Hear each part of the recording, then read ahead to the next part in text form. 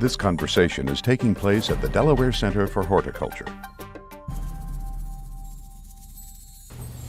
Hi, we're at the Delaware Center for Horticulture talking with Paul Calistro, who's the Executive Director of West End Neighborhood House.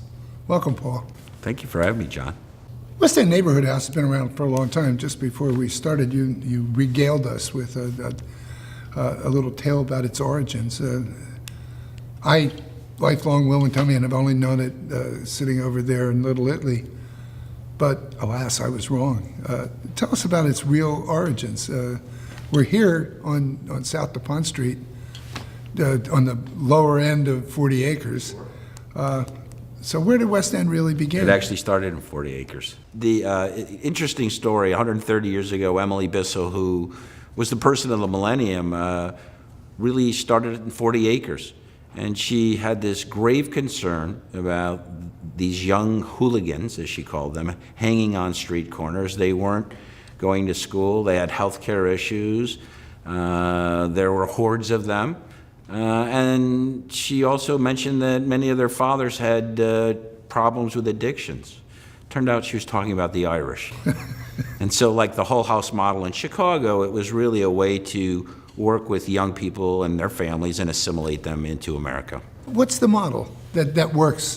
And why does it work? Well, I think the model was to be community-based first, and to focus on families was second. And so in the original Whole House model, the directors lived upstairs.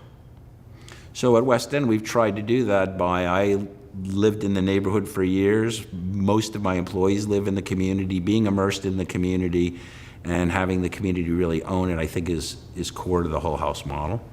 I think focusing on young people and keeping their attention and keeping them engaged is also the Whole House model. And I think that lives on. It's bigger, it's larger, but it's when you boil it down, it's the same thing. Well, you talk about focusing on your community. About 9 months ago, last August, I think it was, early September, you issued, your West End issued a report on the West Side. Talk a little bit about that report, how it came to be, who put it together, and why was it important?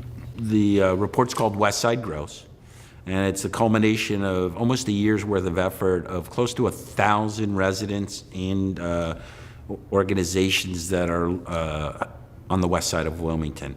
And the purpose of it was, one, to really start to have some dialogue between multiple neighborhoods that coexist next to each other, talk about what their issues are, and what are some of the strategies that a community can use to change its community. And out of that, 1 million ideas came out, 4 major core areas, and they are housing, making sure we have good housing, sound housing in the community.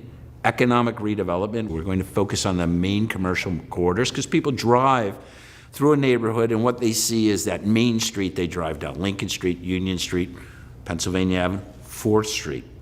And that's what they see of the community. How do you change it? How do you bring back what I call a tertiary economic business zone, focusing on that. The third is the open spaces. It's the West Side is the most densely populated part of the state. And finally, going back to the Whole House model is youth. How do we engage youth? Not creating new programs for youth, but letting the youth tell us what they need and help them create them and engage them in things that already exist. That report, I've said this before, was the best of its kind that I've ever seen in 45, almost 50 years of looking at reports on urban areas in Wilmington and other places. It was remarkable in its breadth and its depth, and I know this city pretty well, and its accuracy and its recommendations that were doable. Right. I mean, is that important? When people do it, they know what I'm not a planner. I'm about implementation. And I think that the report really focused on what can we do and what can we do that will be successful versus what are our great dreams that in 100 years of millions and millions of dollars somehow fall out of the sky.